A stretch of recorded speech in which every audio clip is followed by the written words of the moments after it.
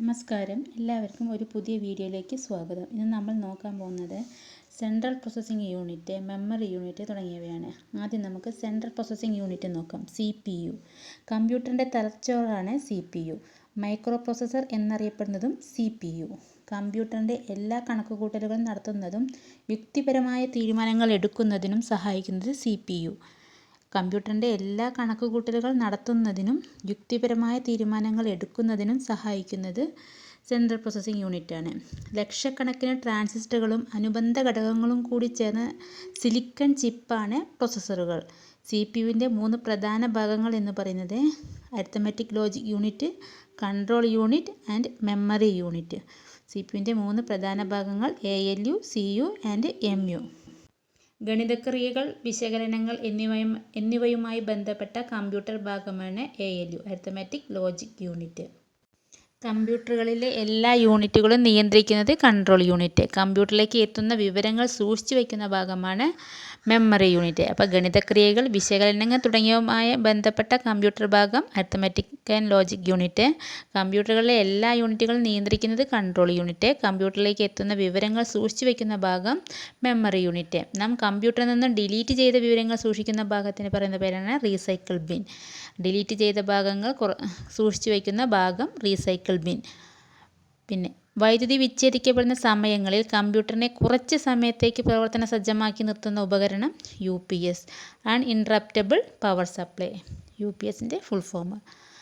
പിന്നെ പ്രോസസ്സറുകൾക്ക് ഉദാഹരണം Intel core 13, core 15, core 17 etcetera. പ്രോസസ്സറുകൾക്ക് ഉദാഹരണം Intel core 13, Intel core 15, Intel core 17 etcetera. ലോകത്തിലെ ആദ്യ മൈക്രോ പ്രോസസ്സർ ഇൻറ്റൽ 4004. പ്രധാന മൈക്രോ പ്രോസസ്സർ നിർമ്മാണ കമ്പനികൾ എന്ന് പറയുന്നത് ഇൻറ്റൽ, കോൾകോം, IBM എക്സെട്ര. അടുത്തത് മദർ ബോർഡ്. ഹാർഡ്വെയർ ഘടകങ്ങളിലെ അടുത്ത പ്രധാനപ്പെട്ട ഒരു ഘടകമാണ് മദർ ബോർഡ്. മദർ ബോർഡ് എന്താണെന്ന് നോക്കാം. പ്രോസസ്സറും അതിനോടനുബന്ധിച്ചിട്ടുള്ള പ്രധാന ഘടകങ്ങളും അടങ്ങിയിട്ടുള്ള വലിയ പ്രിൻ്റഡ് സർക്യൂട്ട് ബോർഡാണ് മദർ ബോർഡ് എന്ന് പറയുന്നത്. പ്രോസസ്സറും അതിനോട് അനുബന്ധിച്ചിട്ടുള്ള പ്രധാന ഘടകങ്ങളും അടങ്ങിയിട്ടുള്ള വലിയ പ്രിൻ്റഡ് സർക്യൂട്ട് ബോർഡാണ് mother board. Memory, graphics, sound കാർഡുകൾ വേണ്ടിവന്നാൽ ഉൾപ്പെടുത്താനുള്ള എക്സ്പാൻഷൻ സ്ലോട്ടുകൾ അടങ്ങിയിട്ടുണ്ട് മദർ ബോർഡിൽ. മദർ ബോർഡിലെ വിവിധ ഘടകങ്ങൾ തമ്മിൽ പരസ്പര വിനിമയം സാധ്യമാക്കുന്നത് ബസ് എന്നതുമൂലമാണ്. അതുപോലെ വിവിധ പെരിഫറലുകൾ ബന്ധിപ്പിക്കാനുള്ള കണക്ടറുകളും കാണപ്പെടുന്നുണ്ട് മദർ ബോർഡിൽ. കമ്പ്യൂട്ടറിൻ്റെ നട്ടെല്ലെന്നറിയപ്പെടുന്നതും മദർ ബോർഡാണ്. പ്രധാന മദർ ബോർഡ് നിർമ്മാണ കമ്പനികളാണ് ഇൻറ്റൽ, അസൂസ് എക്സെട്ര. കമ്പ്യൂട്ടർ ഹാർഡ്വെയറിലെ അടുത്തൊരു പ്രധാനപ്പെട്ട ഘടകം എന്ന് പറയുന്നത് പെരിഫറലുകളും പോർട്ടുകളുമാണ്. എന്താണെന്ന് നോക്കാം. വിവിധ പെരിഫറലുകൾ മദർ ബോർഡിലേക്ക് ബന്ധിപ്പിക്കാൻ സഹായിക്കുന്നത് പോർട്ടുകൾ മുഖേനയാണ്. വിവിധ പെരിഫറലുകൾ മദർ ബോർഡിലേക്ക് ബന്ധിപ്പിക്കാൻ സഹായിക്കുന്നത് പോർട്ടുകൾ മുഖേനയാണ്. കമ്പ്യൂട്ടർ സിസ്റ്റത്തിൻ്റെ കഴിവുകൾ വർദ്ധിപ്പിക്കാൻ അതിനോട് ഘടിക്കുന്ന അനുബന്ധ ഉപകരണങ്ങളാണ് പെരിഫറലുകൾ എന്ന് പറഞ്ഞാൽ. കമ്പ്യൂട്ടർ സിസ്റ്റത്തിൻ്റെ കഴിവുകൾ വർദ്ധിപ്പിക്കാൻ അതിനോട് ഘടിപ്പിക്കുന്ന അനുബന്ധ ഉപകരണങ്ങളാണ് പെരിഫറലുകൾ. ഇൻപുട്ട് ഉപകരണങ്ങൾ, ഔട്ട്പുട്ട് ഉപകരണങ്ങൾ, ബാഹ്യ സംഭരണ ഉപകരണങ്ങൾ, ആശയവിനിമയ ഉപകരണങ്ങൾ എന്നിവയെല്ലാം പെരിഫറലുകളിൽ ഉൾപ്പെടുന്നു. അടുത്തത് മെമ്മറി യൂണിറ്റ്. മെമ്മറി യൂണിറ്റ് എന്ന് പറഞ്ഞാൽ ഇൻപുട്ട് ഉപകരണങ്ങൾ വഴി കമ്പ്യൂട്ടറിൽ എത്തുന്ന വിവരങ്ങൾ സൂക്ഷിച്ചു വയ്ക്കാൻ സഹായിക്കുന്ന CPUവിൻ്റെ ഭാഗം. മെമ്മറി യൂണിറ്റ് എന്ന് പറഞ്ഞാൽ ഇൻപുട്ട് ഉപകരണങ്ങൾ വഴി കമ്പ്യൂട്ടറിലേക്ക് എത്തുന്ന വിവരങ്ങൾ സൂക്ഷിച്ചു വയ്ക്കാൻ സഹായിക്കുന്ന CPUവിൻ്റെ ഭാഗമാണ് മെമ്മറി യൂണിറ്റ്. കമ്പ്യൂട്ടർ മെമ്മറിയെ പ്രധാനമായും 2ആയി തിരിച്ചിരിക്കുന്നു. ഒന്ന് പ്രൈമറി മെമ്മറി, 2 സെക്കൻഡറി മെമ്മറി. എന്താ പ്രൈമറി മെമ്മറി എന്ന് നോക്കാം. ഒരു കമ്പ്യൂട്ടറിൻ്റെ മെയിൻ മെമ്മറിയാണ് പ്രൈമറി മെമ്മറി. പ്രോസസ്സറിന് ഏറ്റവും വേഗത്തിൽ പ്രാപ്യമായ മെമ്മറിയെ പ്രൈമറി മെമ്മറി എന്ന് പറയുന്നു. പ്രൈമറി മെമ്മറിയെ 2ആയി തിരിച്ചിരിക്കുന്നു. RAM and ROM, random access memory and read only memory. എന്താണ് റാം എന്ന് നോക്കാം. Random access memory. റാം എന്ന് പറയുന്നത് ഒരു താൽക്കാലിക മെമ്മറിയാണ്, ടെമ്പററി മെമ്മറിയാണ്. കമ്പ്യൂട്ടർ ഓഫ് ആകുമ്പോൾ നഷ്ടപ്പെടുന്ന മെമ്മറിയാണ് റാം മെമ്മറി. അതുപോലെ main memory, volatile memory, read or write memory, working memory എന്നിങ്ങനെ പേരിൽ റാം അറിയപ്പെടുന്നു. ഒരു സെമി കണ്ടക്ടർ മെമ്മറിയാണ് റാം.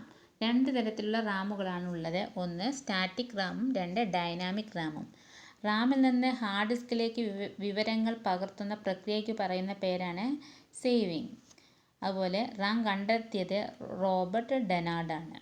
അടുത്ത memory ROM, read only memory. ROM എന്ന് പറയുന്നത് ഒരു സ്ഥിര മെമ്മറിയാണ്, പെർമനൻ്റ് മെമ്മറിയാണ്. റോം മാറ്റം വരുത്താനാകാത്ത മെമ്മറിക്കാണ് റോം എന്ന് പറയുന്നത്. കമ്പ്യൂട്ടറിൻ്റെ പ്രവർത്തനത്തിന് എല്ലായ്പ്പോഴും ആവശ്യമായ പ്രോഗ്രാമുകളാണ് റോമിൽ സൂക്ഷിക്കുന്നത്. റോമിൽ സൂക്ഷിച്ചു വച്ചിരിക്കുന്ന പ്രോഗ്രാമുകൾ അറിയപ്പെടുന്നത് ഫേംവെയർ എന്നാണ്. നോൺ വൊളൈറ്റൽ മെമ്മറിക്ക് ഉദാഹരണമാണ് റോം, വൊളൈറ്റൽ മെമ്മറിക്ക് ഉദാഹരണം റാമാണ്.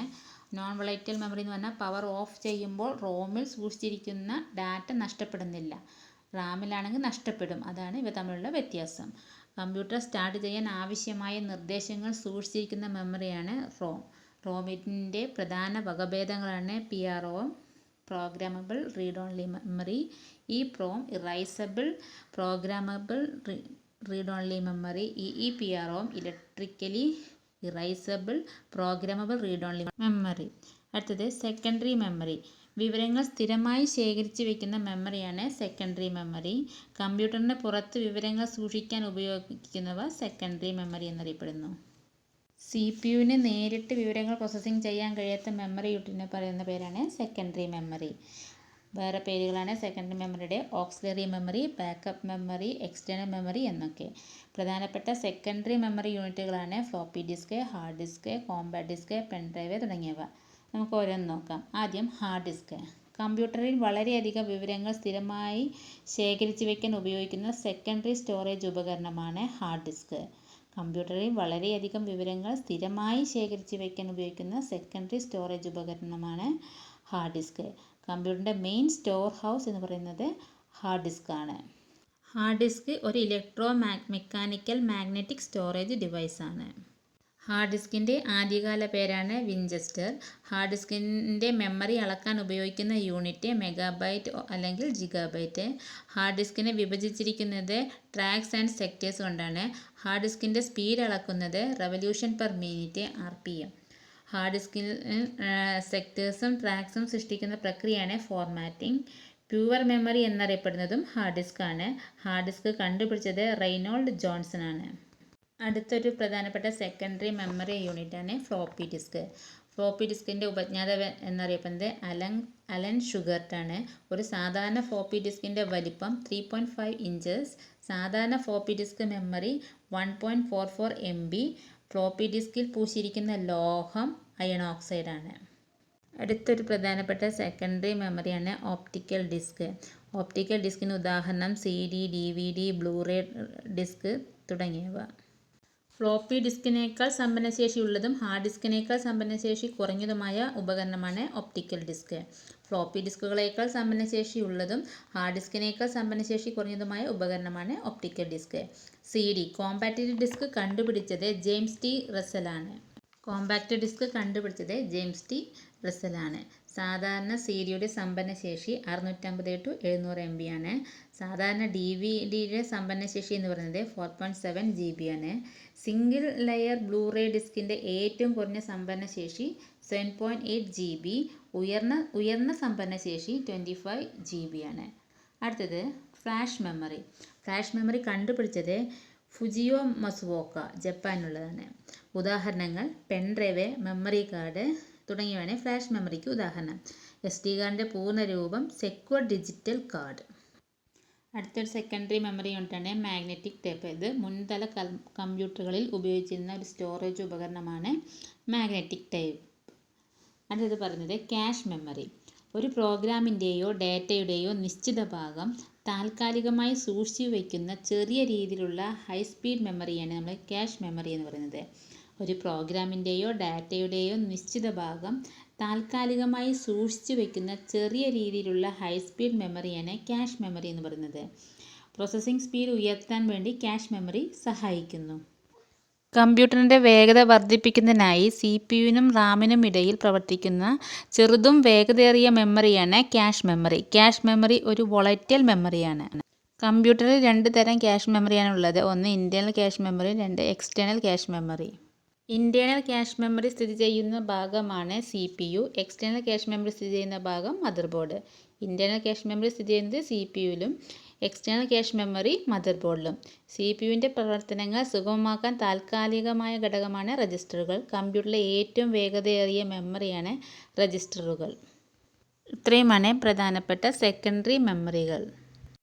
ഇന്ന് നമ്മൾ നോക്കിയത് central processing unit, motherboard, പെരിഫറലുകളും പോർട്ടുകളും, മെമ്മറി യൂണിറ്റ്, മെമ്മറിയിൽ പ്രൈമറിയും സെക്കൻഡറിയും ഒക്കെ നോക്കി. ഇത്രയുമാണ് ഇന്നത്തെ വീഡിയോയിൽ നോക്കുന്നത്. നാളെ പുതിയൊരു വീഡിയോയുമായി വീണ്ടും കാണാം. Thank you.